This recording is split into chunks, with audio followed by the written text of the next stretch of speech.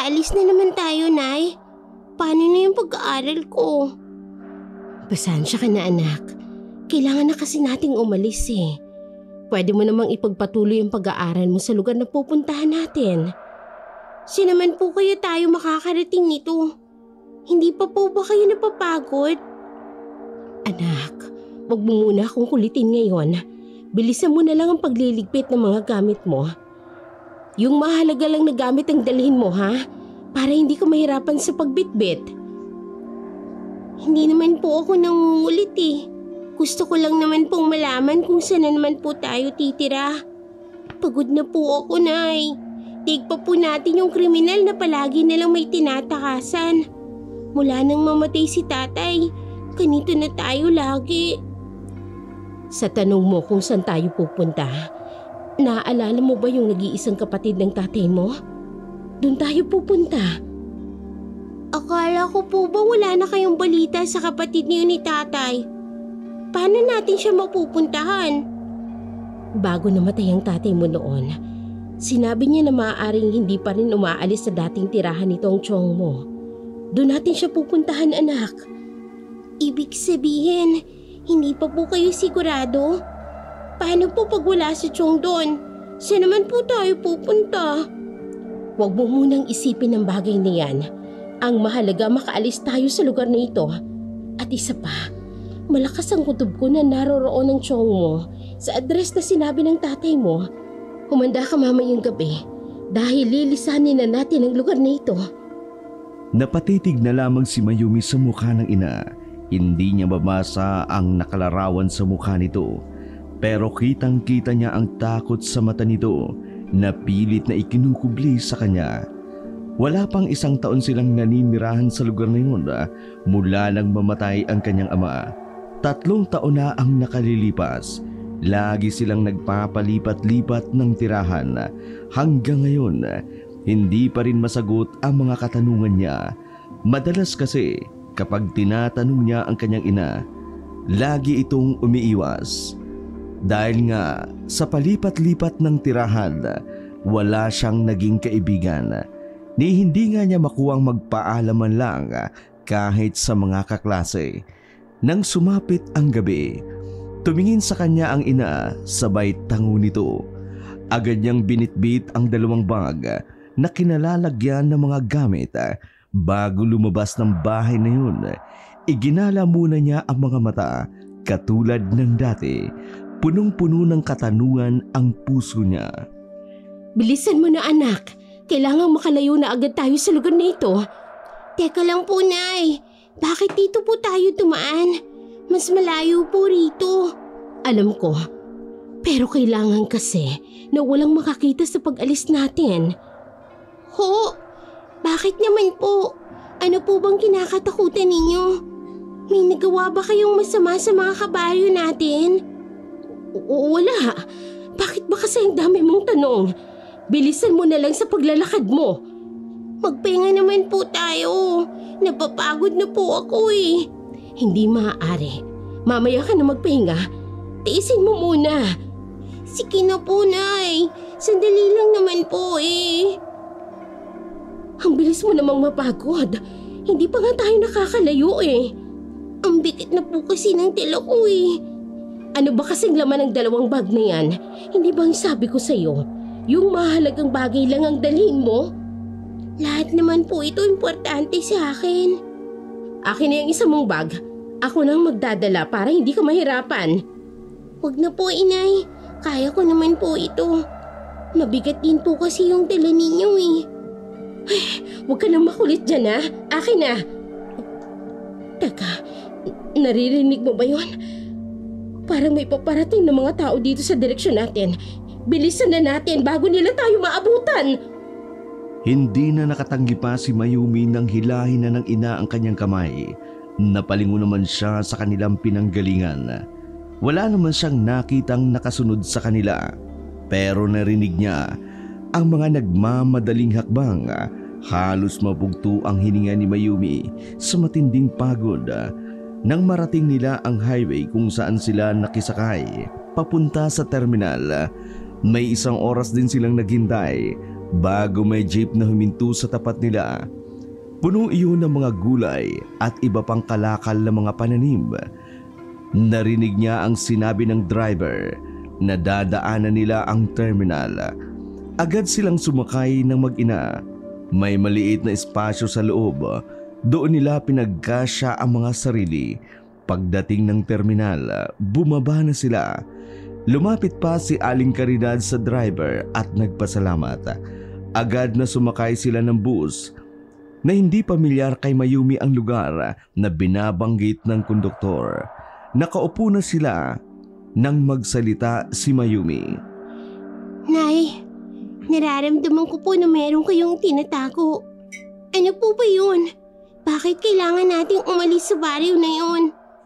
Masyado ka pang bata para maunawaan ang mga nangyayari.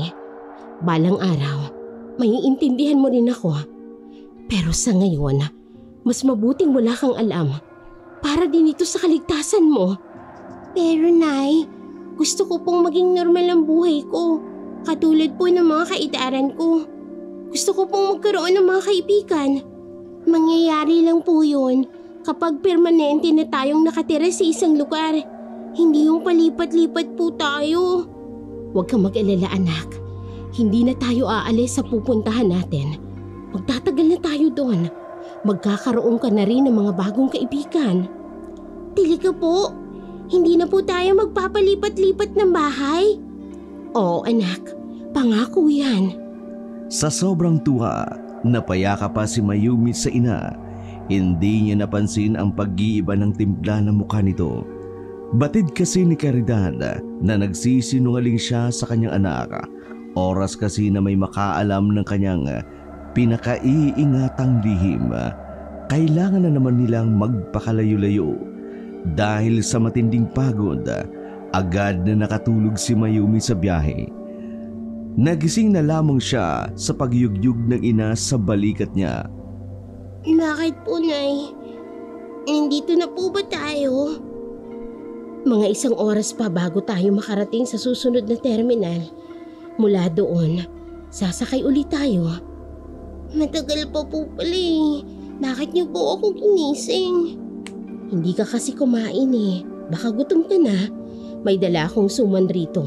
Kainin mo muna ito. Sige po. Kayo po. Kumain na ako kanina habang tulog ka. Nang makagatan ang suman na gawa sa balinghoy o kamuting kahoy, noon naramdaman ni Mayumi ang matinding gutom. Agad niya iyong naubos, saka lumagok ng tubig na binili nila sa naglalako kanina. Habang hinihintay ang oras, tumanaw na lamang sa labas ang bintana si Mayumi. Naalala na naman niya ang inalisan nilang baryo.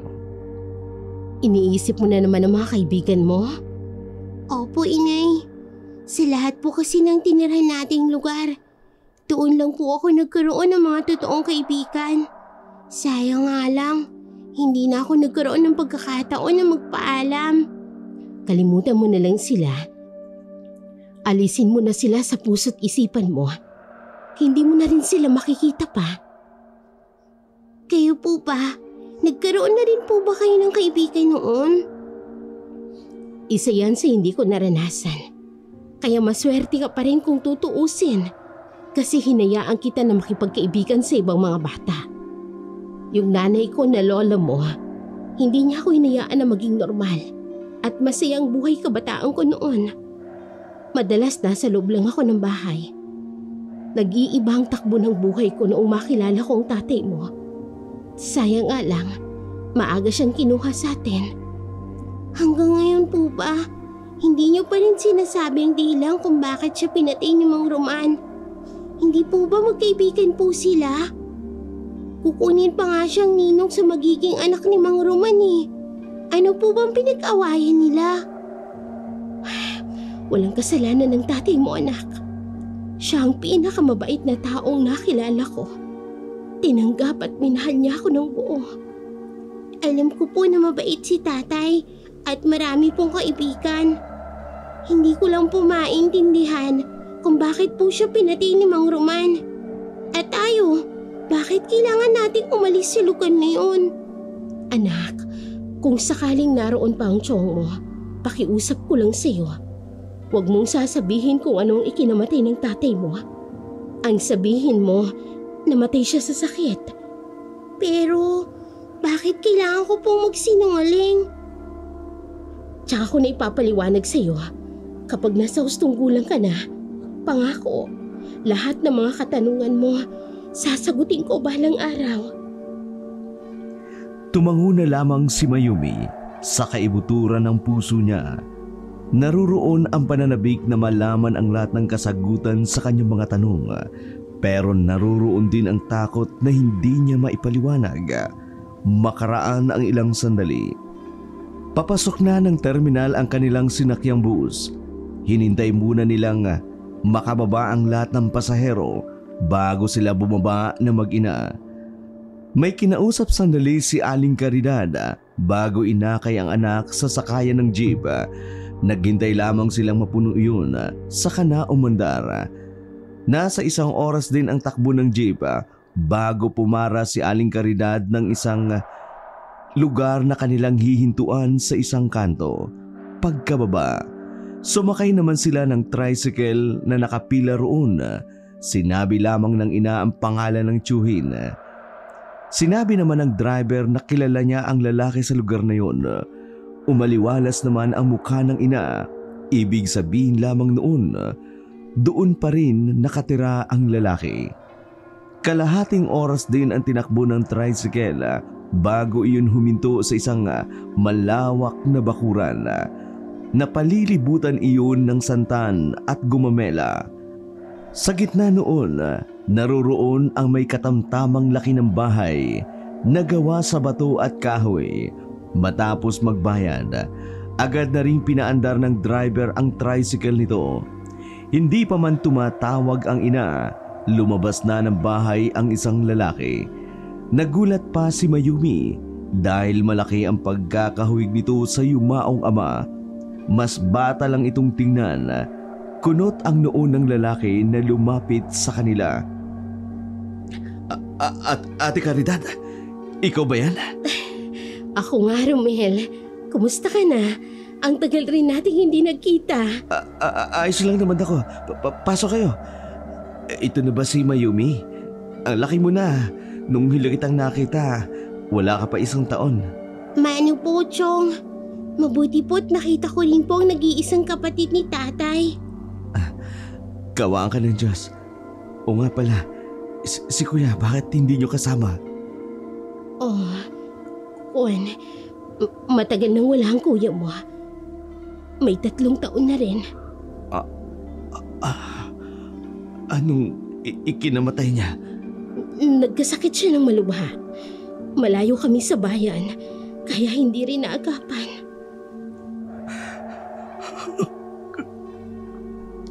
Kuya, bakit Kuya?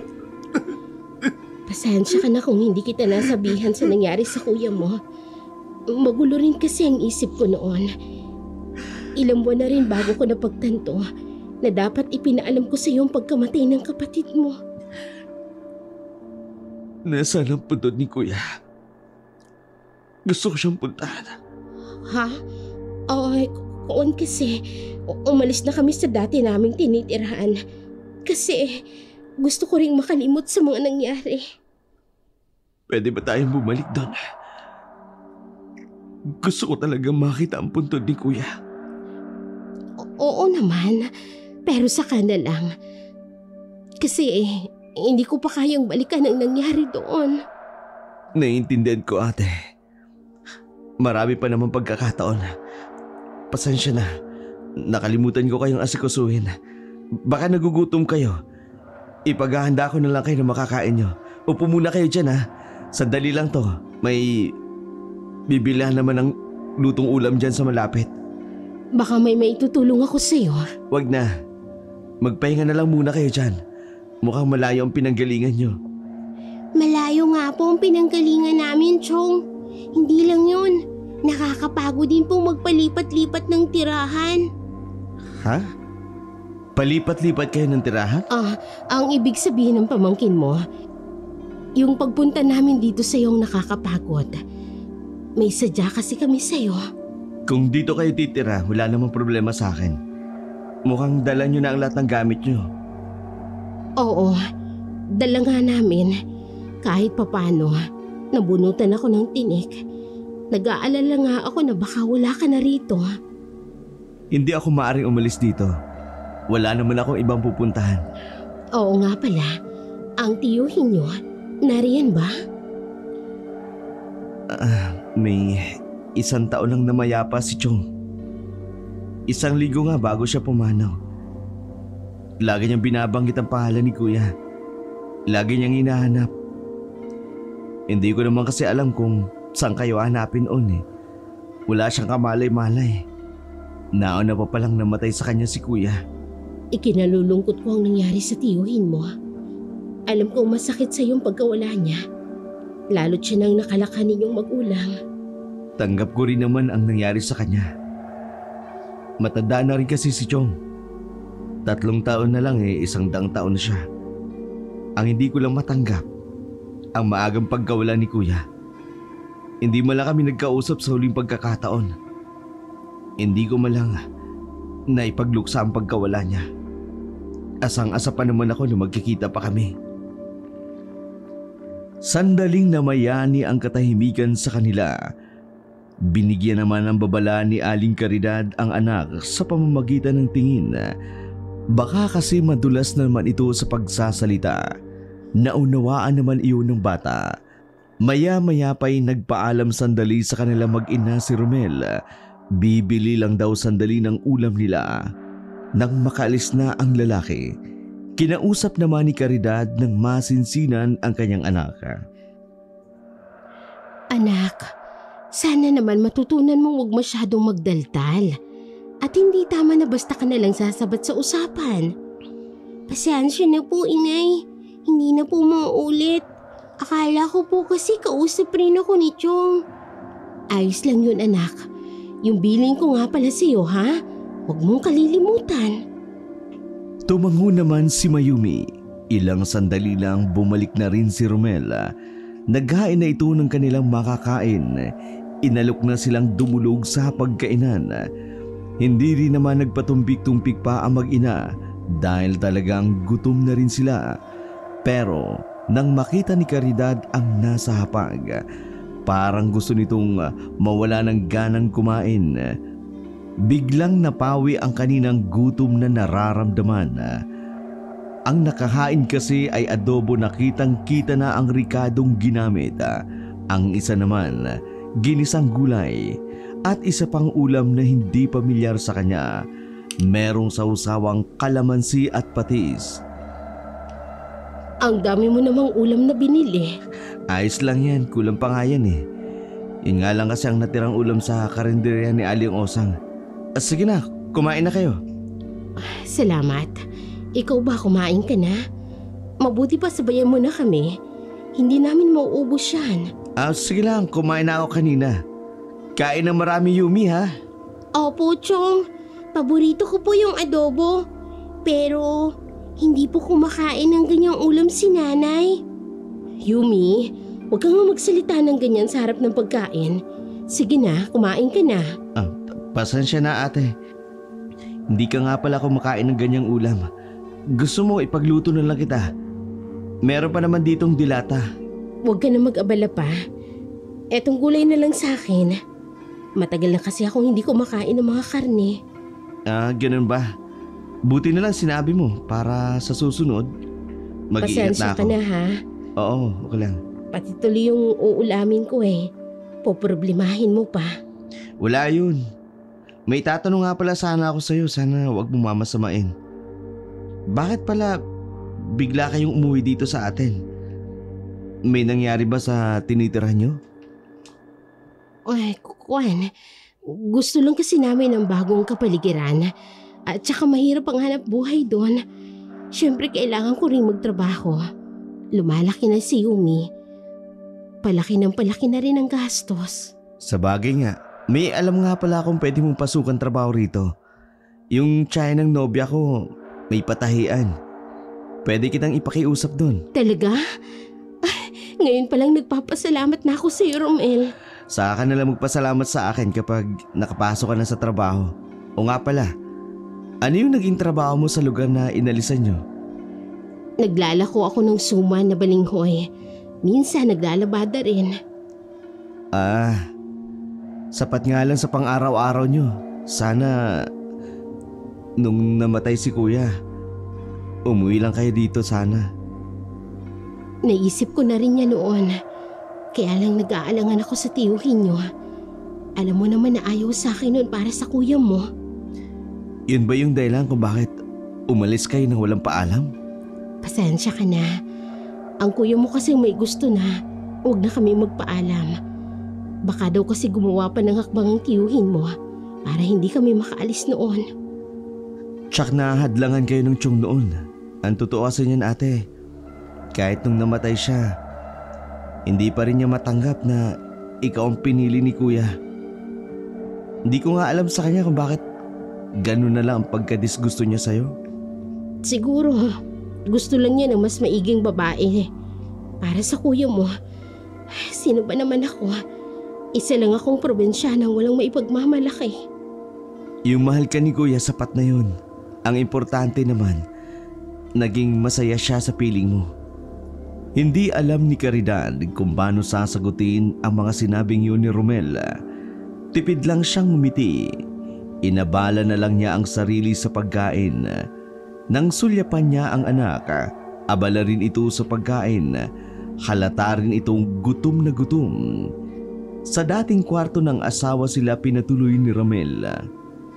Nang matiyak na maayos sila, nagpaalam muna ito na aalis at dadalawin ang nobya nito.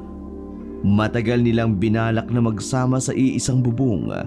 Hindi lang sila agad nakapagdesisyon dahil sa obligasyon ng babae sa pamilya nito.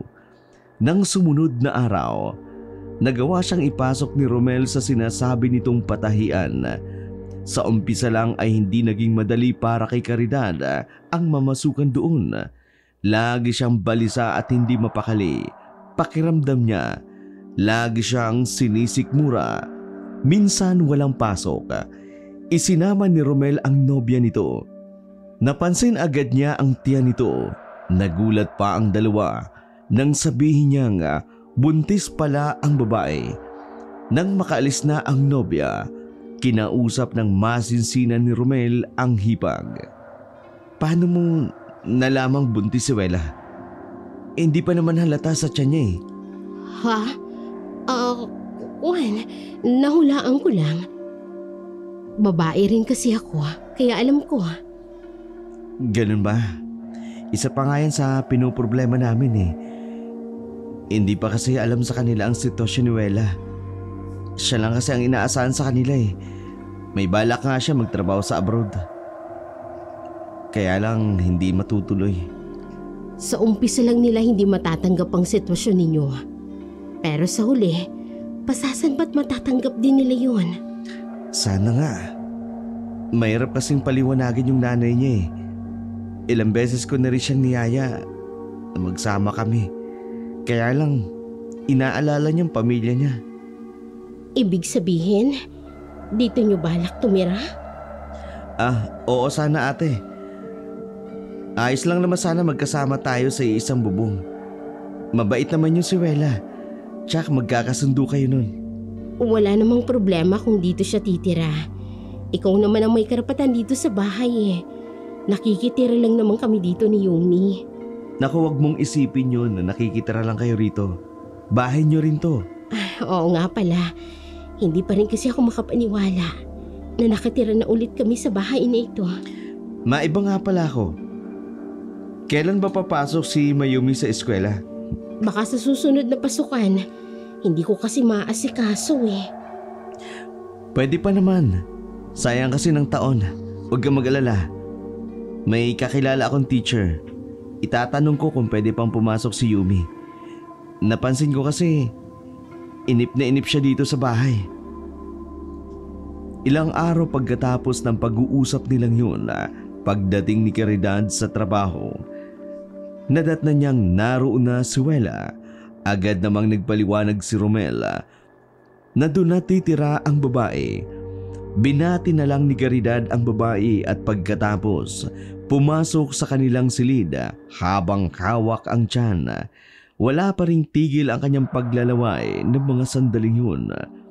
Pumipintig-pintig ang kanyang sintido. Tila merong nagbubulong-bulungan sa kanyang mahiwagang boses. Pilit na lang niya iyong nilalabanan dahil ayaw niyang may makaalam ng kanyang lihim ng sumunod na araw. Kapansin-pansin ang pagiging matamlay ni Caridad. Lagi rin siyang tamilmil kumain kapag magkaharap silang kumain. Minsan, hindi mapigilan ni Caridad ang sarili. Matalim niyang tinitigan ang tiyan ni Wela.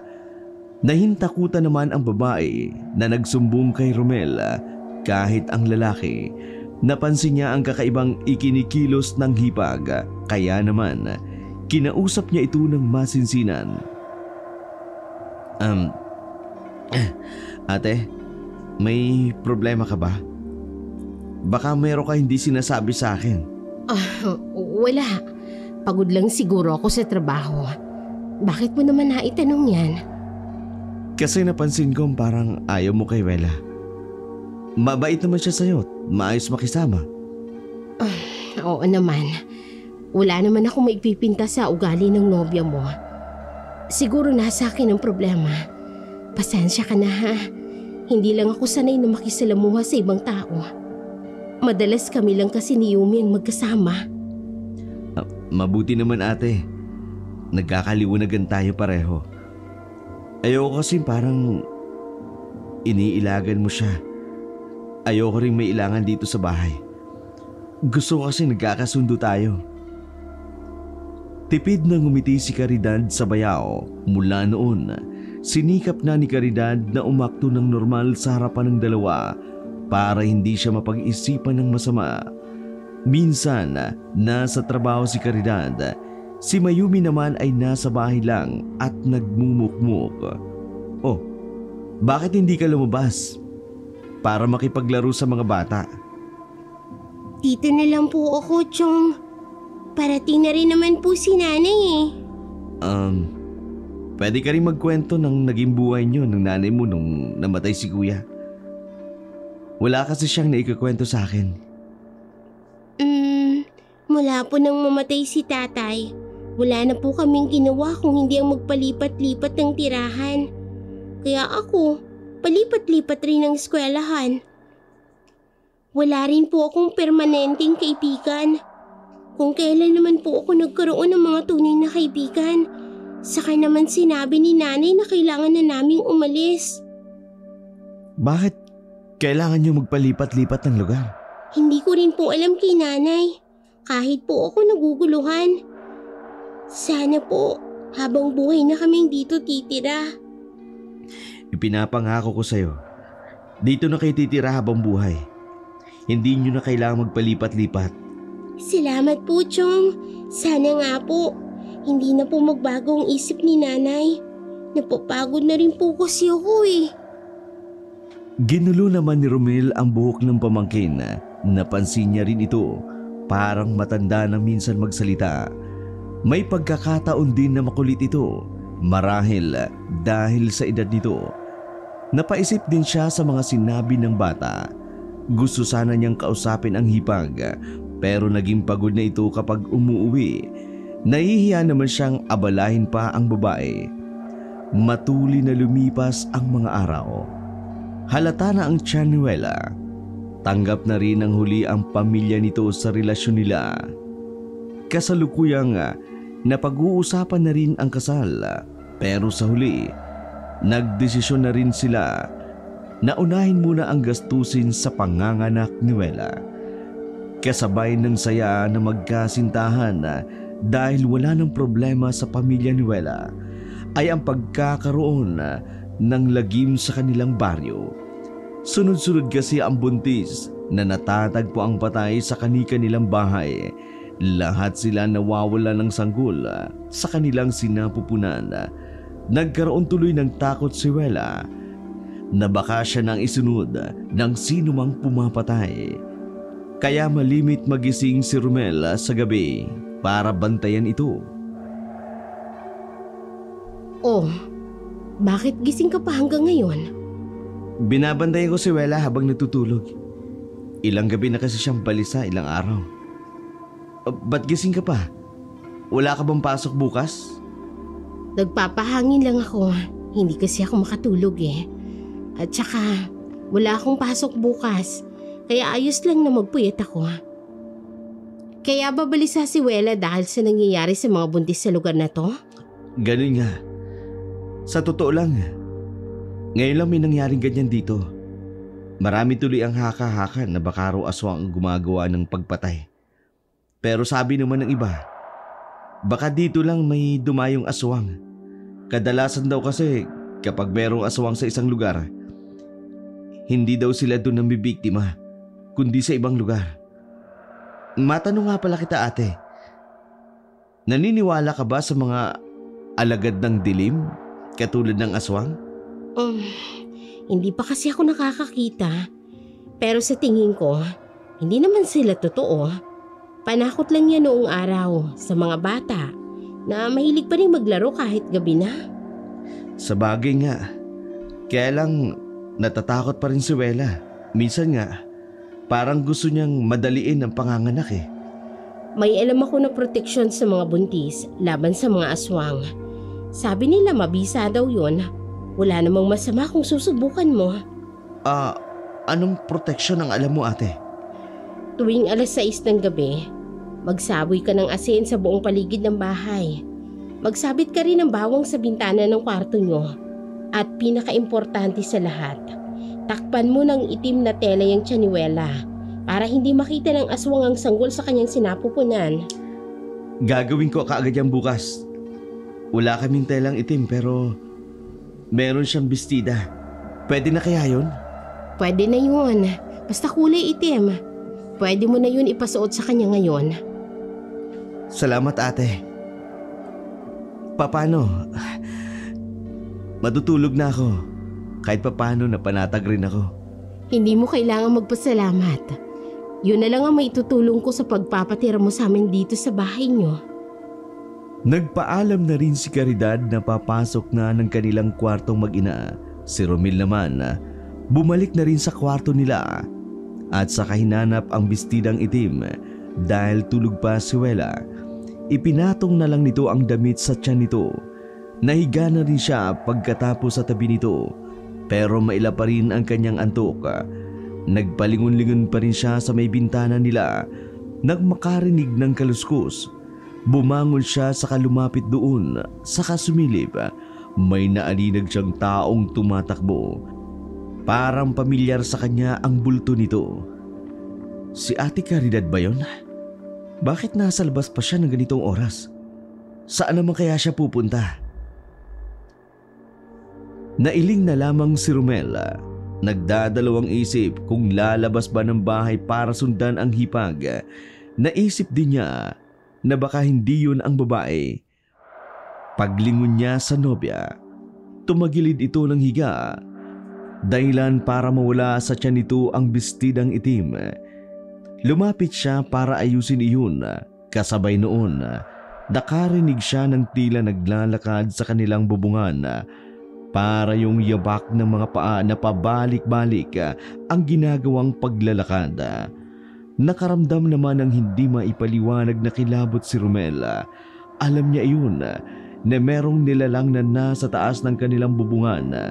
Nilakasan na lamang niya ang loob at binantayan ang nobya. May kalahating oras din bago tumigil ang nilalang na yun sa paglalakad sa taas ng kanilang bubungan. Maya-maya pa'y nakarinig siya ng pagaspas ng pakpak. Tila palayo iyon hanggang sa tuluyan na itong nawala. Noon lang nakahiga ng maluwag si Romel. Kinabukasan, habang nag-aagahan, pumasok bigla sa isip ni Romel ang tungkol sa nakita kagabi. Ate, lumabas ka ba kagabi? Ha? Hindi na. Natulog na ako kagabi. Bakit mo na itanong? Wala naman. Akala ko kasi ikaw yung nakita ko kagabi na tumatakbo palayo. Baka nagkamali lang ako ng tingin. Sa dami siguro ng inaalala mo, kung ano-ano nang nakikita mo. Si Wela ba tulog pa? Oo. Lagi na siyang tanghaling nagigising. Ganun ata pala pag buntis, no? Oo nga pala ate, matanong ko lang habang nasa kwarto pa si Wela. Kagabi ba, wala kang napansing kakaiba? Ibig kong sabihin, yung naglalakad sa taas ng bubungan, tapos yung pagaspas ng pakpak. Wala naman akong narinig kagabi. Pasensya ka na. Pagpasok ko pa lang ng kwarto namin at paghiga ko, nakatulog na ako agad. Bakit niyo po tinatanong, Chong? Ano po ba yung naglalakad niyon sa taas ng bubungan? At yung sinasabi niyo pong pagaspas ng pakpak? Yumi, hindi ba sabi ko sa'yo? Huwag kang sasabat ng usapan kapag hindi ka kinakausap. Sorry po, Inay. Hindi na po mauulit. Okay lang naman sa akin kung magtanong si Yumi. Mabuti nga alam niya rin. Ganito kasi yung Yumi. Meron ka bang narinig na tila naglalakad sa bubungan nitong bahay? Narinig mo ba yung kagabi? Hindi po, Chong. Mimbing na po kasi akong natutulog kagabi. Pero sa dati po naming tinirhan, nakakarinig din po ako ng ganyan. Pero sabi po ni nanay baka po ibon lang yun. Ganun ba? Nakakarinig ka rin pala ng ganun dati? Ang mabuti pa, Yumi, pumasok ka na sa eskwelahan. Baka mahuli ka pa sa klase mo. Sige po, Nay. Chong, papasok na po ako. Mamaya na lang po ulit. Sige. Mag-iingat ka. Tumango na lamang sa kanya ang pamangkin. Lumapit pa ito sa ina para bumalik at humalik sa pisngi bago lumabas ng bahay. Matiim namang tinitigan ni Romel ang hipag habang nakatuon lang ang pansin sa pagkain. Maya-maya pa nagpaalam na rin itong papasok sa trabaho. Tinanguan na lamang siya nito. Kinahapunan nang makauwi si Mayumi, nadatnan niyang nasa bahay na ang tiyuhin. Agad siyang nagmano rito. Kumusta naman ang maghapon mo sa eskwelahan? Okay naman po. Marami na po akong mga kaibigan. Kaso meron din po mga ayaw sa akin. Huwag mo na lang silang pansinin. Ang mahalaga, marami kang kaibigan. Nakakainis lang po minsan, Chong. Mahilig po kasi silang magparinig. Ganun ba? Kapag pinaparinggan ka pa nila, sabihin mo lang, isusumbong mo sila sa akin. Kapag hindi pa rin tumigil, sabihin mo sa akin, ako nang bahala. Ano pong gagawin niyo? Pagagalitin niyo po ba sila? Hindi naman, kakausapin ko lang ang mga magulang nila para sila na ang kumausap sa mga anak nila. Siguro po, hindi ko na lang po sila papansinin. Huwag niyo na lang pong sasabihin kay nanay Ayoko na po kasing umalis rito Baka mamaya po maisipan na naman ni nanay na umalis kami. Oo nga pala. Bakit nga pala kayo nagpalipat-lipat ng lugar? Sinabi ba ng nanay mo ang dahilan? Wala po siyang sinasabi. Basta na lang po niya sasabihin na mag-impake na kami ng mga gamit. Nabanggit mo kanina yung parang naglalakad sa bubungan. Narinig mo rin ba yun dati sa tinitira nyo? Sa tingin mo kaya, ano yun? Hindi ko po alam Sabi po ni nanay, kapag daw narinig ko yun, huwag na lang daw pong papansinin. Wala lang naman daw po yun. Anong sabi ng mga kapitbahay nyo? Wala naman po kaming laging kapitbahay Ano ka mo? Wala kayong kapitbahay? Anong ibig mong sabihin? Mula po nung namatay si tatay, pinili na po ni nanay na wala na kaming kapitbahay. Madalas po sa bahay namin, malayo po sa karamihan. Talaga? Bakit naman kaya? Wala bang sinabing dahilan ang nanay mo? Wala po. Kapag tinatanong ko po siya, lagi niya pong sinasabi, masyado pa raw po akong bata para maintindihan. Balang araw niya na daw po sasagutin lahat ng tanong ko. Nawala na nang sasabihin si Romel sa pamangkin. Nakatitig na lamang siya rito. Napaisip din siya ng malalim. Tila noon pa lang niya nakilala ng tunay ang ugali ng hipag. Pakiramdam niya, yun ang dahilan kung bakit inaayawan ng namayapa niyang tiyuhin dahil sa pagiging misteryosa nito. Nang mga sumunod na araw, malimit sumama ang pakiramdam ni Wela. Laging masakit ang puso nito. Lagi itong dinudugo. Makailang beses na rin namang nagpatingin sa doktor, pero wala namang makitang diferensya ang mga tumitingin na doktor. Minabuti niyang iuwi muna ng bahay nito ang nobya. Baka doon ay mas magiging maayos ang lagay nito. Pagkahatid nito ay umuwi na rin siya. Naabutan niya ang mag-ina sa sala.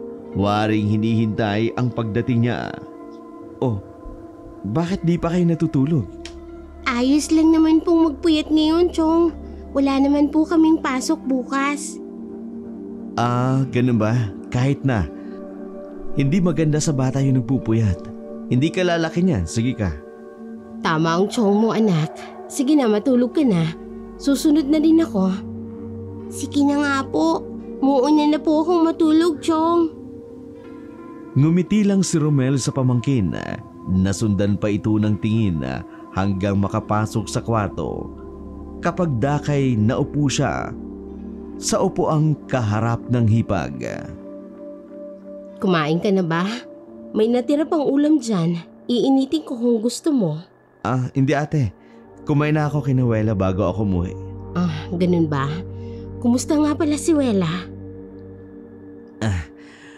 Okay naman daw.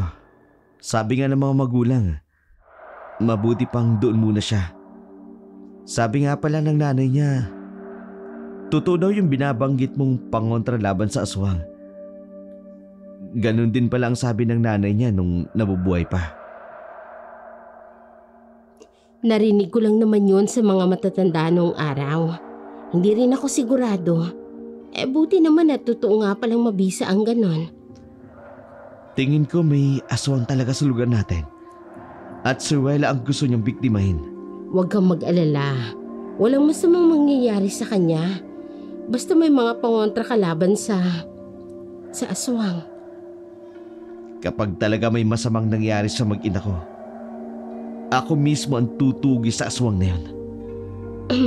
Ang mabuti pa, magpahinga ka na. Matutulog na rin ako. Sige ate. Isasara ko lang ang pinto at mga bintana. Tumango na lamang si Caridad sa bayao.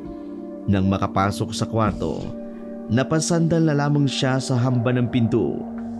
Pakiramdam niya, anumang oras ay mabubunyag ang kanyang pinakaiingatang lihim kung hindi siya mag-iingat. Napaluhan na lamang siya. Habang nakatitig sa natutulog na anak, maya-maya pa'y impik na ang pag-iyak na nauwi sa paghagulhol. Kinabukasan, hindi pumasok si Caridad sa trabaho. Wala naman siyang sakit, pero mabigat ang kanyang pakiramdam ng mga oras na yun. Naabutan pa siya ni Romel sa kusina. Wala ka bang pasok ngayon, ate? Hindi mo na ako pumasok. Hindi kasi maganda ang pakiramdam ko ngayon eh. Ganun ba? Uminom ka kaagad ng gamot para hindi mapunta sa trangkaso.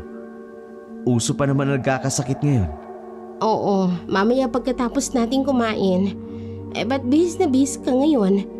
Hindi ba mamaya pang alis mo? Wala akong trabaho ngayon eh. Pupuntahan ko lang si Wela ngayon. Baka ilang araw ako hindi makatulog dito eh. Okay lang ba kayo ni Yumi na walang kasama? Oo naman. Sanay naman kaming dalawa. Kahit noon pa. Huwag mo na kaming intindihin.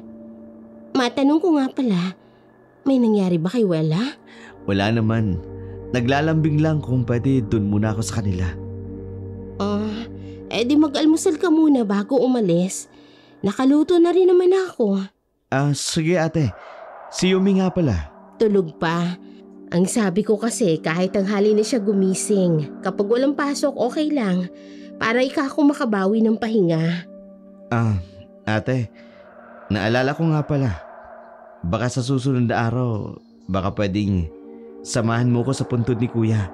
O sige, kapag walang pasok, sasamahan kita sa puntod niya. Salamat ah.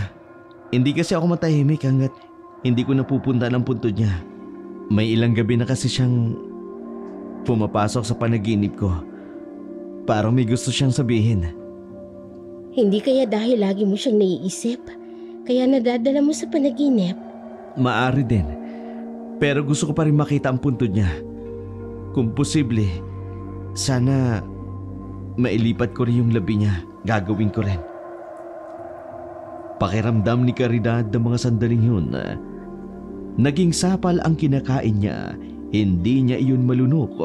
Uminom na lamang siya ng tubig. Nang sulyapan niya ang bayaw, abala ito sa pagkain. Hanggang makaalis na ang bayaw, hindi na umimik pa si Caridad. Kahit nang magpaalam ito, tango lamang ang naitugon niya. Buong maghapong nagkulong si Caridad sa bahay. Hinayaan niya lang makipaglaro ang anak sa mga batang nasa kapitbahay nila. Pinagbilinan niya lamang ito na huwag lalayo. Nang gabing yun, hindi pa rin makatulog si Mayumi, kaya sinabihan niya ito. Anak, matulog ka na. Pasado 10:00 na. Mamaya nilang po, Nay. Wala naman po akong pasok bukas eh. Kahit walang pasok, ayoko pa rin na nagpupuyat ka. Ayos lang kung tanghali ka nang gumising, pero hindi ka magpupuyat. Sige na po, Nay. Ngayon lang naman po eh. Sa susunod, hindi na. Ikaw talagang bata ka, oo. O siya, sige. Pero hanggang 11:00 lang, ha? Pagkatapos, hindi na pwedeng susunod. Hindi mo na ako madadaan sa paglalambing mo. Opo, Inay. Kayo po, bakit hindi pa po kayo natutulog? Tatapusin niyo po yung panggagansilyo ninyo? Malapit na rin itong matapos. Ano ba kasi ang binabasa mo at pinagpupuyatan mong maiki? Pinahiram lang po to sa akin ng bago kong kaibigan. 3 po kaming salitan sa pinapahiram niya. Bukas po kukunin na po ito ng isa naming kaibigan eh. Kaya kailangan ko na pong matapos. Tungkol ba saan ang libro na yan? Libro po ito tungkol sa mga aswang at maligno. Ano'y kamo? Bakit ka nagbabasa ng ganyan? Akala ko naman may kinalaman sa pag-aaral yung binabasa mo. Hala, matulog ka na at sa susunod, ayoko makikita nagbabasa ka ng ganyang libro. Nay, wala naman pong masama sa libro na to. Kahit na, sumunod ka na lang sa akin. Sige na, matulog ka na ha? Huwag mo nang hintayin na magalit pa ako. Yuko ang ulo na pumasok ng kwarto si Mayumi. Nang mahiga, itinuloy pa rin niya ang pagbabasa ng librong hinirama. Natapos niya yung basahin pasado 11:00 na. Nagtataka naman na hindi pumasok ang ina sa kwarto nila. Matapos itago sa ilalim ng higaan ang libro, lumabas siya ng kwarto. Hindi niya pa rin makita ang ina sa sala. Ang naroon lang ay ang ginagansilyo nito na hindi pa natapos. Pumunta siya sa kusina at sa banyo. Makailang beses niyang tinawag ang pangalan nito pero walang tugon mula rito. Dala ng kuryosidad, lumabas siya ng bahay. Sumalubong naman sa kanya ang madilim na paligid. Kahit nakaramdam ng kaba, nanaig pa rin sa kanya ang hanapin ang ina. Mula sa kanang bahagi niya, nakarinig siya ng mga mahinang kaluskus. Masukal ang bahaging iyon. Dahil ayon sa kanyang Tio Romel, hindi na iyon bahagi ng lupa ng pamilya nila. Sa likod ng mayayabong na damo na nasa harapan niya, doon niya narinig ang kakaibang tunog. Nanginginig ang mga kamay na hinawi niya iyon. Nanlaki ang mga matang napatakip na lang siya ng sariling bibig. Naroroon kasi ang nakatatakot na nilalang. Muntik pa siyang mapatili nang bigla iyong humarap sa kanya. Bago makagawa ng ingay si Mayumi, may 2 braso ang hubila sa kanya palayo sa lugar niyon. Namalaya na lamang ni Mayumi na nasa loob na uli siya ng bahay. Chong, may nakita po ako. Nakakatakot po itsura. Oo, nakita ko rin yan. Bakit nga pala nasa labas ka pa ng bahay ganitong oras? Nasaan si Ate Caridad? Hinahanap ko nga po si nanay Kaya po lumabas ako ng bahay. Dito ka lang. Hahanapin ko ang nanay mo. Ayoko po. Huwag niyo na po akong iwan dito. Baka bigla pong pumasok yung aswang na yun. Aswang? Yun nga kayang aswang? Katulad po kasi yun yung sa nababasa kong libro. Pinihiram po sa akin ng kaibigan ko. Ganun na ganun po yung pagkakalarawan. Ganun po yung itsura. Kailangan nating mahanap ang nanay mo. Huwag kang matakot. Hindi siya makapapasok dito sa bahay natin. Ayoko pong maiwan dito, Chong. Huwag na po kayong aalis. Makinig ka, Yumi. Baka kung anong mangyari sa nanay mo. Baka kailangan niya ng tulong. Sasama na lang po ako sa inyo. Mas delikado kung sasama ka pa. Pangako, babalik agad ako. Sige po. Tilian niyo lang po Tsaka si nanay. Ibalik niyo po si nanay, Chong. Tumango na lamang si Romel nang makalabas na ang tiyuin sa bahay. Bumalik siya sa kwarto at doon nagkulong. Dama rin niya ng mga sandaling yun ang panginginig ng buong katawan. Samantala, may dala namang flashlight si Romel. Bumalik siya sa lugar kung saan niya nakita ang nakatatakot na nilalang na pinaniniwalaan ng pamangkin niyang maaaring yun ang sinasabi nilang aswang. Ngunit wala na ito roon. Naganap pa sa paligid si Romel sa kanyang paglalakad. Nakaramdam siya ng tila merong nagmamasid sa bawat galaw niya. Makailang beses siyang napalunok. Kulang na lang tumalon palabas ang puso niya. Nang mula sa kanyang likuran, may tila maitim na bagay na humila sa kanyang laman. Napaharap siya bigla. Ngunit ganun na lamang ang gimbal niya nang makita ang nakatatakot na nilalang na nakita nila kanina. Umaangil iyon ng malakas at nalangapan niya ang masangsang na amoy na nagmumula sa bibig nito. Natumba si Romel sa lupa dahil sa matinding takot na nararamdaman. Hindi niya magawang makabangon. Ramdam niya ang pangangatog ng mga binti. Huwag! Mawag sa akin! Huwag mo ko papatayin! May mag-ina akong naghihintay sa akin. Gusto ko pa sila makasama. Lalo na magiging anak ko. Maawa ka sa akin! Lalong nanlilisik ang mapupulang mga mata nito sa pagkakatunghay sa kanya kahit hindi nakatitiyak kung mauunawaan siya nito. Patuloy sa pagmamakaawa si Romel habang nakataas ang kanang kamay. Nang akmang dadaluhungin na siya nito, noon lamang siya nakarinig ng mga yabag at pagkaingay ng mga taong papalapit sa direksyon niya. Tulong! Tulungan niyo ako! Nandito ang aswang! Nagpapaling-paling naman ang tingin ng aswang bago ito tumakbo sa isang direksyon, palayo sa mga taong paparating.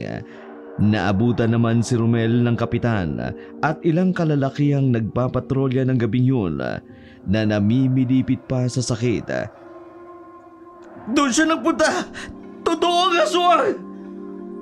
Matindi ang gulat na bumalatay sa mukha ng mga ito. Ang ilan ay tumakbo sa direksyon na itinuturo ni Romel. Dinala rin muna siya ng isang manggagamot para malunasan. Delikado raw kasi kung matatagalang magamot ang sugat mula sa aswang. Pagkatapos magamot, agad na nagpatid ng bahay si Romel dahil inaalala niya ang pamangkin. Pagdating sa bahay, nadatnan niyang naruroon na si Caridad. Anong nangyari sa'yo? Ayos ka lang ba? Masakit ang sugat ko. Si Yumi. Katutulog lang niya. Ano pang nangyari? Bakit nadatnan ko siyang umiiyak at takot na takot? Ano ba yung sinasabi niya na may nakita daw kayong aswang? Bago kita sagutin mo muna ang tanong ko. Saan nga ba nanggaling? Bakit mo iniwan si Yumi na mag-isa dito sa bahay? Lumabas tuloy siya ng bahay dahil hinahanap ka. Munti ka na tuloy mapahamak ang anak mo. Iniwan ko siyang natutulog sa kwarto. Nagpahangin lang naman ako sandali sa labas ng bahay. Tigilan mo na yung pagpapahangin mo ng 10 oras ng gabi. Baka mamaya niyan, ikaw pa ang mapagkamalang aswang ng mga nagro-rondang tanod dito. Pasensya na, hindi na mauulit. Pero ano bang nangyari sa inyo? Totoo ang sabi ni Yumi. Nakita nga namin ang aswang. Akala ko nga, yun ang katapusan ng buhay ko. Mabuti na lang dumating si na Kapitan at ang mga kasama niya. Nahuli ba nila yung aswang? Hindi nga eh. Pero ang sabi ni Kapitan, malamang taga rito lang daw ang aswang na yun. Kabisado daw kasi ang lugar. Alam na nito kung saan magtatago. Mabuti walang nangyaring masama sa iyo. Ngayon na napatunayan natin, totoo ang aswang. Pakiusap lang sana ate. Huwag na huwag kang maglalabas ng 10 oras ng gabi para magpahangin. Isaalang-alang mo naman ang kaligtasan ng anak mo. Kung nakita mo sana yung takot niya kanina, maaawa ka. Oo, hindi na mauulit yun. Pasensya na sa abala. Hindi kayo abala sa akin. Pamilya ko na kayo. Ano bang mangyari sa inyo, pananagutan ko kayo ni Yumi. Dahil nasa poder ko kayo. Huwag kang mag-alala. Hindi na mauulit yung paglabas-labas ko ng gabi. Nasanay lang kasi ako dun sa amin na kahit gabi ayos lang na lumabas dahil hindi naman delikado. May iba nga pala ako. Bakit ka umuwi? Akala ko ba doon ka muna sa bahay nila Wela? Dapat nga doon muna ako. Kaya lang hindi ako mapakali. Parang may humihila sa akin pa uwi dito sa bahay. Hindi na matagalan pa ni Caridad ang maitim na titig sa kanyang bayao. Kaya naman, umiwas na siya ng tingin. Nang bumalik sa kwarto, hindi rin naman siya nakatulog. Sa natitirang oras bago mag-umaga, gising siya ng malalim ang iniisip. Kinaumagahan, kahit nararamdaman niya ang pagbangon ng anak sa kanyang tabi, hindi pa rin niya magawang bumangon hanggang makalabas na ng kwarto ang anak. Nadatna ni Mayumi ang chewin sa labas ng bahay. May mga kausap itong kalalakihan. Nang makaalis na ang kausap nito, saka naman ito pumasok sa loob ng bahay ng tiyuhin. Napasukan siya nitong nakaupo sa sofa. Agad itong umupo sa tabi niya. Kumusta ka na? Okay lang po ako, Chong. Medyo natatakot pa rin po. Totoo kaya yung nakita natin kagabi? Aswang ba talaga yun? Oo. Aswang nga yung nakita natin. Pero huwag kang mag-alala. Pinaghahanap na siya ng mga kalalakihan dito sa atin. Pati ako sasama sa paghahanap sa aswang na yun. Hayaan na lang po natin sila. Baka po kung ano pa pong mangyari sa inyo. Huwag kang mag-alala. Walang mangyayari sa akin na masama. Basta po, Chong. Mag-iingat po kayo Ayoko pong may masamang mangyari sa inyo katulad kay Itay. Walang masamang mangyayari sa akin. Mag-iingat ako lagi. O nga pala, tulog pa ba ang nanay mo? Opo. Baka po napuyat kagabi. Puyat ka rin naman Dapat natutulog ka pa. Hindi na po ako inaantok. Tsaka, lagi ko pong naiisip yung itsura ng aswang na nakita natin. Pakiramdam ko po, nasa malapit lang siya. At iniisip ko katabi ko lang. Kaya po pagising-gising po ako. Alisin mo na yan sa isip mo yung nakita mo. Isipin mo na lang. Masamang panaginip lamang yon. Pipilitin ko pong kalimutan ang nakita ko, Chong. Kung tulog pa ang nanay mo, mauna na siguro tayong kumain. Lahat ng usapan magtiyuhin ay narinig ni Caridad na nasa likod lang sa nakaawang na pinto. Narinig pa niya ang masayang usapan na magtiyo sa kusina. Hindi lang muna siya lumabas ng kwarto. Isang desisyon ang nabuo sa kanya ng mga sandaling yun. Kukuha na lamang siya ng tiyempo para magpaalam sa bayaw.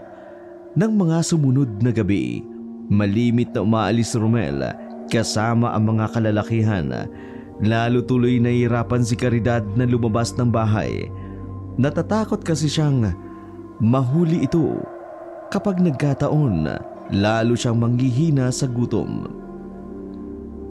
Ate, napapadalas yata ang pag-absent mo sa trabaho. May dinaramdam ka ba? Para kasing maputla ka. Pasensya ka na Lagi kasing masama ang pakiramdam ko nitong mga huling araw. Babawi na lang ako sa susunod. Meron pa naman ako na itatabing pera na pwede nating gastusin dito sa bahay.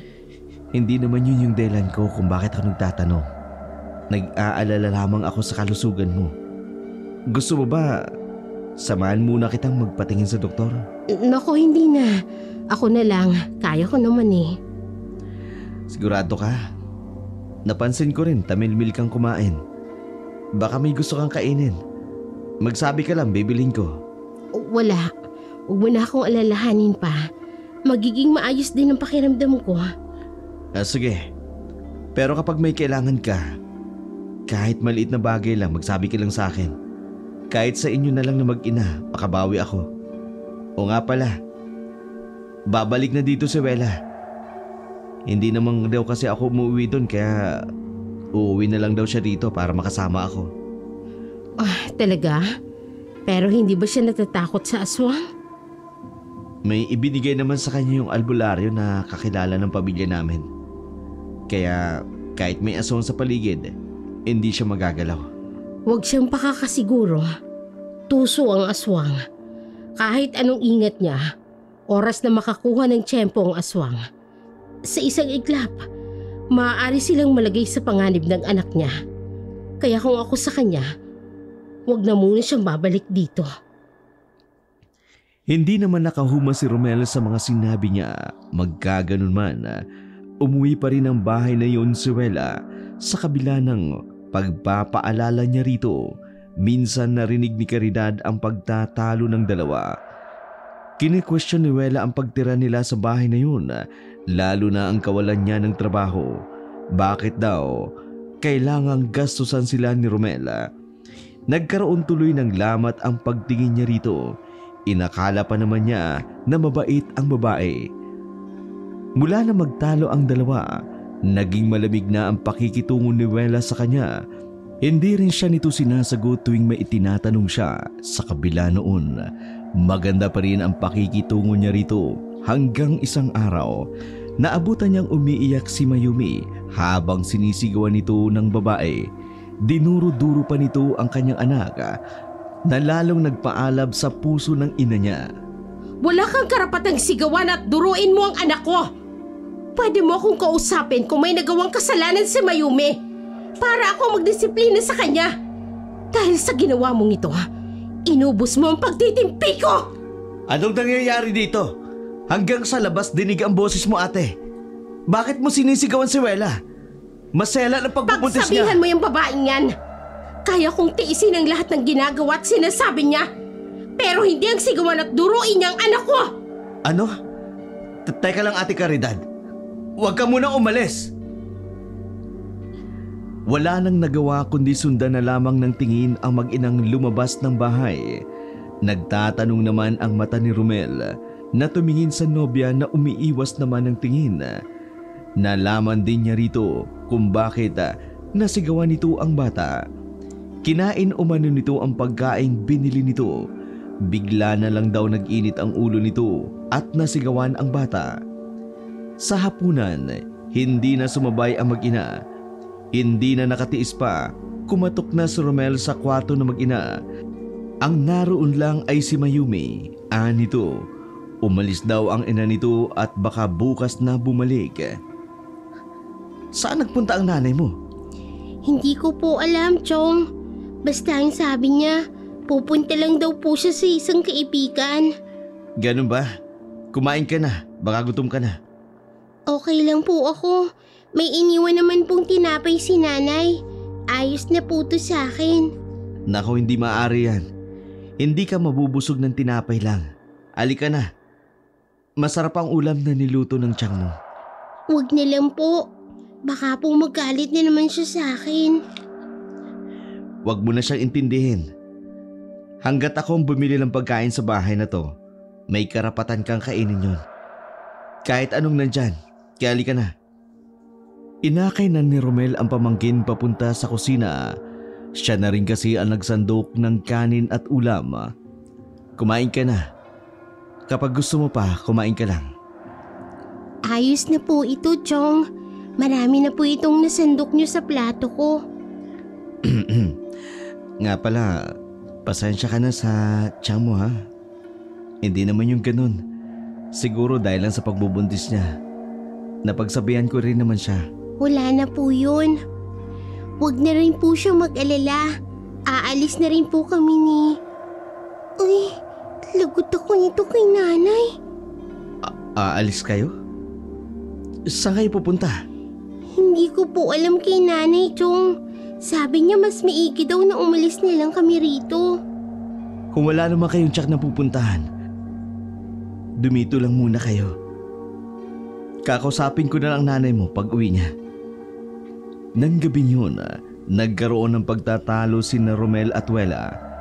Gusto kasi ng huli, nahayaan na lang umalis ang mag-ina. Pilit niya namang ipinaliwanag sa nobya ang sitwasyon ng mag-ina. Sa sala na lang natulog si Romel dahil ayaw niyang humaba pa ang kanilang pagtatalo. Dahil sa naiinis siya na mga oras na yun, hindi na nagsuot pa ng itim na bestida si Wela. Hindi niya na rin isinuot ang kwintas na ibinigay sa kanya ng manggagamot para lang proteksyonan laban sa aswang. Dahil na rin sa ilang gabi ng puyat, hindi na mapigilan ni Romel ang makatulog. Hindi niya rin namamalayan ang mga yabag na nasa itaas ng bubungan. Tanging si Mayumi lamang ang nakarinig doon habang takot na nagtalukbong ng kumot. Kinabukasan, nagulantang si Romel nang matagpuang patay na si Wela sa mismong kwarto nila, naliligo sa sariling dugo at lalong gumimbal sa kanya. Nawala na ang sanggol sa sinapupunan nito. Wala! Hindi pwede mangyari to sa inyo! Anak ko! Wala! Napaiyak na rin si Mayumi na nakatayo sa may pinto. Maya-maya pa nagsipagdatingan na rin ang mga kapitbahay na nakarinig ng sigaw at pagbalahaw ni Romel. Sinisisi man ng pamilya ni Wela si Romel, anila. Pinabayaan nito ang mag-ina. Tanggap naman ang lahat ni Romel. Lahat ng masasakit na salita na ibinabato sa kanya. Baka sakaling kahit papano mawala ang sakit sa dibdib niya. Sinisisi rin kasi niya ang kanyang sarili. Mula nang mailibing ang nobya, puro alak na lang ang inaatupag ni Romel. Tama ng pag-iinom mo. Makakasama yan sa kalusugan mo. Huwag mo pakikialaman. Di mo ko naintindihan Tama sila. Kasalanan ko kung bakit namatay ang mag-ina ko. Ako ang pumatay sa kanila. Huwag mo kong itulad sa kanila. Hindi kita sinisisi sa nangyari kay Wela. Walang may gusto sa nangyari. Kaya tigilan muna ang araw-araw na paglalasing. Di na. Aalis na rin kayo mag-ina. Sige! Umalis kayo! Iwanan niyo ako! Aalis din kami. Pero gusto ko munang maging maayos ang lagay mo. Baka kung ano pang maisipan mong gawin. Magbabayad ang halimaw na yun sa pagpatay niya sa mag-ina ko. Ako mismo ang maghahanap sa kanya. Sa mga kamay ko mismo siya magbabayad. Isinusumpa ko! Sunod-sunod ang ginawang pagtungga ng alak ni Romel sa bote ng alak. Si Caridad naman, napabuntong hininga na lamang na iniwan ang lalaki sa sala. Nadatnan naman niyang gising pa si Mayumi. Bakit hindi ka pa natutulog? Hindi po kasi ako inaantok, Inay. Nakakaawa naman po si Chong. Kahit po si Chang at saka yung baby nila. Sa palagay niyo po ba, yung nakita kong aswang yung po yung may gawa nun? Siguro anak, hindi ko alam Mahirap kasing mambintang. Nay, tuloy pa rin po ba tayo sa pag-alis natin? Oo anak, kapag naging maayos na ang Chong mo, aalis na rin tayo. Akala ko po ba dito na po tayo titira? Bakit aalis na naman po tayo? Hanggang ngayon, hindi niyo pa rin po sinasabi kung bakit palipat-lipat tayo ng tirahan. Mahirap kasing ipaliwanag, anak. Baka hindi mo maunawaan. Pipilitin ko pong maunawaan, Ninay. Masyado ka pang bata para dalhin ang ipagtatapat ko sa iyo, anak. Tsaka na lang, kapag nasa tamang edad ka na. Paano po kapag bumalik yung aswang? Paano po kung saktan niya tayo? Kagaya po ng ginawa niya kay Chang. Hindi ka sasaktan ng aswang na yun, anak. Kaya huwag kang matakot. Kaya sige na, matulog ka na. Tama ng maraming tanong. Walang nagawa si Mayumi, kundi sundin ang utos ng ina. Nahiga na siya patalikod rito dahil sa nangyari sa bahay na yun. Madalas hindi makatulog kaagad si Mayumi. May pagkakataon ding nagigising siya sa kalagitnaan ng gabi nang wala ang kanyang ina. Isang gabi, nagising na naman siya na wala ang kanyang ina sa tabi. Lumabas siya ng kwarto at hinanap ito hanggang maisipan niyang lumabas ng bahay. Sa katahimikan ng gabi, nakarinig siya ng mga ungol na tila nagmumula sa isang hayop. Sinundan niya ang naririnig niya hanggang makarating sa madamong bahagi. Naroroong nakatalikod na bulto ng tao. Pamilyar sa kanya ang suot nito. May kung anong ginagawa ito. Nang lapitan niya, isang singhap ang lumabas sa bibig niya. Huminto naman ito sa kung ano ang ginagawa nito. Dahan-dahan itong lumingon sa kanya habang ang buong bibig nito ay puno ng dugo. Napasulyap din siya sa hayop na nasa lupa.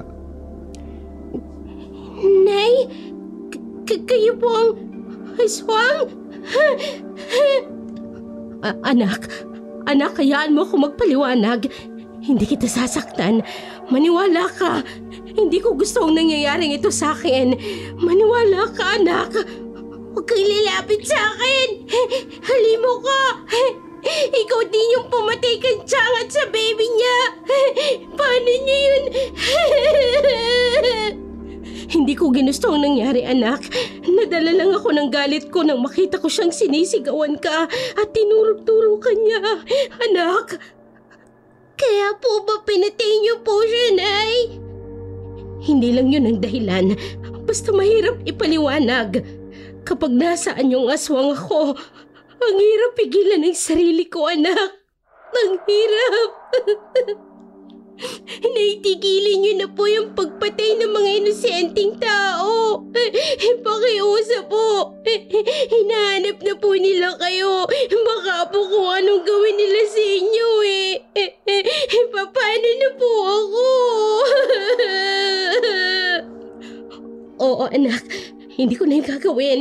Pangako yan. Ayoko rin na maiwan ka sa murang edad. Alam ko, hindi mo pa kayang mamuhay na mag-isa. May mga gabi na nagigising na lamang si Mayumi na wala ang ina niya sa tabi niya. Pinagdarasal na lamang niya na sana huwag itong mahuli ng taong bayan dahil sa pangangasuwang nito. Nakaramdam din siya ng takot sa sarili. Pero mas nangingibabaw pa rin ang respeto at pagmamahal niya sa ina. Kaya ikinatatakot niya rin ang posibleng mangyari sa ina niya. Isang gabi, umuwing may sugat ang ina. Kahit walang alam kung paano ito gagamutin, nanatili lang siyang nasa tabi nito. Laging hawak ng ina ang isang itim na bato, naking kasing laki ng palad nito. Nang makatulog na ang ina, lumabas siya ng kwarto para kumain. Nadatnan niyang nasa kusina ang kanyang tiyuhin. Bakit hindi pa lumalabas ang nanay mo? May sakit ba siya? Opo, ilang araw na pong may sakit si nanay. Bakit hindi mo kaagad sinabi? Ayaw niyo pong ipasabi sa inyo eh. Pupuntahan ko lang siya para makita kong kalagayan niya. Baka kailangan natin siyang dalhin sa ospital. Chong, huwag po kayong papasok sa kwarto. Pakiusap po. Meron ka bang itinatago sa akin, Yumi? Wala po. Nagpapahinga lang po kasi si nanay. Bukas niya na lang po siya puntahan sa kwarto. Hindi naman ako mag-iingay. Titingnan ko lang siya. Chong, mamaya na lang po kayo pumasok. Anong amoy yun? Bakit parang ang sangsang ng amoy dito sa kwarto nyo? Pasensya na po. Ilang araw na po kasi hindi nakakapaglinis si nanay. Tsaka bakit hindi nyo hawiin ang kurtina? Ang dilim tuloy dito sa kwarto nyo. Ayaw po kasi niya eh. Nasisilaw daw po siya sa araw. Hindi na sumagot pa si Romel. Nilapitan niya ang hipag. Mahimbing na natutulog ito. Pero bakas ang iniindang sakit sa mukha nito. Napakunot siya ng noo nang makitang may tela doon na may bahid ng dugo. Nagtanong ang mga matang nilingon niya ang pamangkin nang bigla itong napatungo. Tiningnan pa ni Romel ang paligid ng higaan nilang mag-ina. Napagtanto niyang may sugat ang ina nito.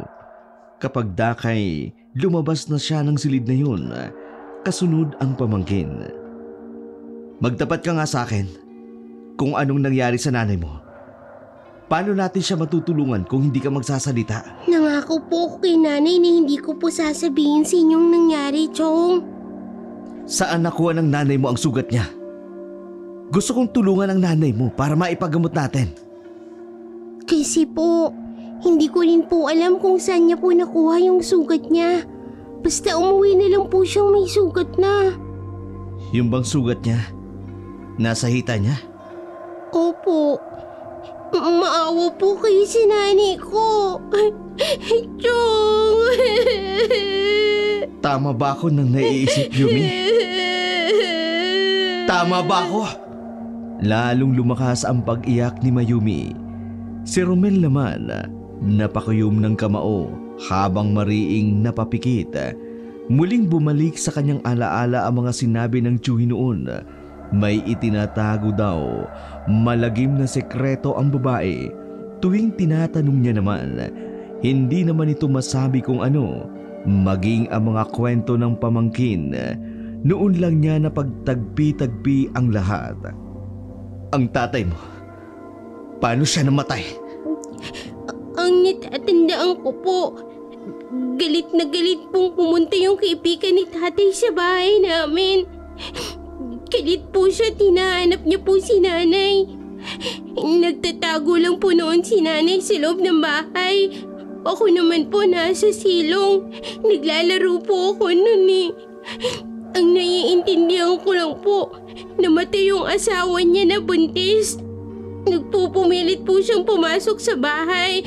Tapos, pinikilan po siya ni tatay. Kaya po nasaksak niya po si tatay. Malinaw na sa akin ang lahat. Ngayon alam ko na. Chong, patawarin niyo na po si nanay. Huwag niyo po siyang sasaktan. Nakikiusap po ako.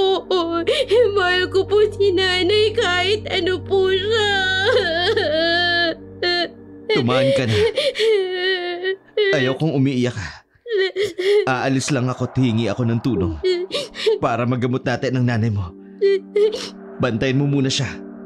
Kapag nagising, pakainin mo muna para magkaroon ng lakas. Opo. Nang lumabas ang tiyuhin, sakto namang narinig niya ang pagtawag ng ina sa kanya. Dali-dali naman siyang pumasok sa kwarto nila. Nay, ayos na po bang pakiramdam ninyo? Hindi pa gaano, anak. Pwede mo ba akong bigyan ng tubig? Opo, Nay. Teka lang po Kukuha lang po ako sa kusina. Sandaling nawala si Mayumi para kumuha ng tubig. Suminghot-singhot naman si Caridad sa paligid. May iba siyang naaamoy sa paligid. Ilang sandali lang, bumalik na rin ang anak na may dalang baso ng tubig. Heto na po ang tubig ninyo, Inay. Gusto niyo na po bang kumain? Ayos na tong tubig. Hindi pa naman ako nakakaramdam ng gutom. Siya nga pala, meron bang nanggaling dito sa kwarto natin? Pumasok po kanina si Chong. Nag-aalala po kasi siya sa inyo. Ano ka mo? Galing siya rito? May mga tinanong ba siya sa'yo? Alam na po niya yung tungkol sa lihim niyo. Umalis nga po siya para magsama ng manggagamot. Naniwala ka naman? Kailangan na nating umalis. Dalihan mo na! Ayusin mo mga gamit mo! Pero Nay, hindi pa po kayo magaling. Baka po mapano kayo. Huwag mo na akong alalahanin. Ang mahalaga makalayo agad tayo rito bago pa bumalik ang Chong mo. Nay, hindi naman po galit si Chong eh. Yumi, sumunod ka na lang sa akin. Bata ka pa. Hindi mo alam ang tumatakbo sa utak ng Chong mo. Kung ako lang anak, wala akong pakialam sa pwede niyang gawin sa akin. Ang inaalala ko lang ang ikaw. Ayoko mapahama ka ng dahil sa akin. Kaya sige na, ayusin mo ang mga gamit mo. Kahit tirap sa pagkilos, sinikap ni Caridad na madala ang mahalagang bagay sa kanilang pag-alis. Sa likod ng bahay sila dumaan. Hindi pa man sila nakalalayo, natumba na si Caridad. Nay, ayos lang po ba kayo? Oo anak, ayos lang ako. Kailangan na nating makalayo ka agad. Saan po tayo pupunta? Bahala na, tsaka ko naiisipin yan. Nay, tumutugo na naman po yung sugat nyo. Tumigil na po muna tayo. Hindi maaari anak, baka maabutan tayo ng Chong mo. Bakit po ba kayo natatakot kay Chong?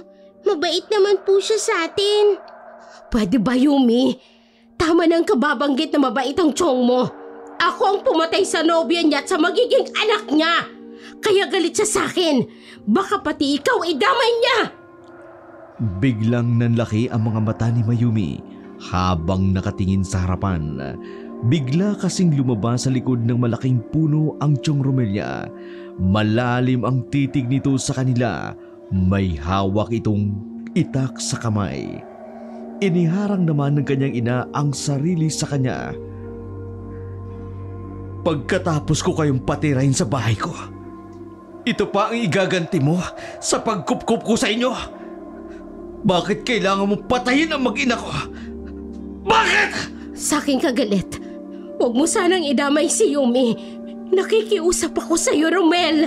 Nakikiusap ka ngayon? Sa mag-ina ko ba? Naawa ka ba sa magiging anak ko? Alam ko na walang kapatawaran ang ginawa ko. Tatanggapin ko ang lahat ng galit mo. Hayaan mo lang na makatakas ang anak ko. Anak siya ng kapatid mo. Pamangkin mo siya. Isa kang halimaw! Tsak na kapag lumaki si Yumi, mamanahin niya ang pagiging aswang mo. Dapat pareho kayong mawala sa mundong ito! Hindi ko hayaan na maging katulad ko si Yumi. Ayokong maranasan niyang panguhusgang nararanasan ko noon. Kung gaano kahirap ang itago ang totoong katauhan. Pagod na rin ako. Kaya sige na, tapusin mo na ako para matapos na rin ang paghihirap ko. Kung tingin niyo sa mga katulad namin ay salot, mas sigit pa naming kinasusuklaman ang pagkatao namin dahil sa nakakarimarim na ginagawa namin. Hindi ko ginustong maging ganito. Sumpa ito para sa akin. Kaya sige na, tapusin mo na ang paghihirap ko, Romel! Chong, huwag po! Huwag niyo pong papatayin ang nanay ko! Maawa po kayo sa kanya! Mabait naman po ang nanay ko eh! Hindi niyo po kagustuhan na maging aswang! Umalis ka na anak, huwag ka nang humarang! Hayaan mo na ang Chong mo. Dapat lang ito sa akin. Sa wakas, matatahimik na rin ako. Ayoko po. Kung papatayin po kayo ni Chong, gusto ko na rin pong mamatay. Niyakapan na mahigpit ni Mayumi ang ina. Hindi na rin mapigilan ni Caridad ang tumulo ang mga luha. Nakiusap ang mga matang tumitingin kay Romela. Pinababatid niya rito na huwag idamay si Mayumi. Pilit niya namang inilalayo sa kanya si Mayumi. Nagulat pa silang mag-ina nang biglang binitiwan ni Romel ang hawak na itaga. Napatingala pa ito habang hinahagod ang buhok. Nang tumingin ito sa kanila, nangingilid ang mga luha sa mga mata. Dito kayo sa direksyon na ito dumaan. Malapit ito sa highway. Pwede kayong makisakay para makalayo sa lugar na to. Pero bakit? Wala nang maraming tanong. Umalis na kayo! Chong, salamat po. Magpakabait ka. Kung may himalang mangyari, tanawin mo ko rito kapag malaki ka na. Opo, hindi ko po kayo makakalimutan, Chong. Sige na, umalis na kayo. Baka abutan pa kayo ng mga taong tumudugi sa inyo. Kapag nagkataon, hindi ko maipapangakong maipagtatanggol ko kayo. Maraming salamat sa iyo, Romel. Tatanawin ko itong habang buhay na isang utang na loob. Tumango na lamang si Romel. Niyakap niya ang pamangkin at ginulo ang buhok sa kahuli-hulihang pagkakataon. Pagkatapos, hinayaan niyang makalayo ang mag-ina na nakitira lamang sa bahay niya.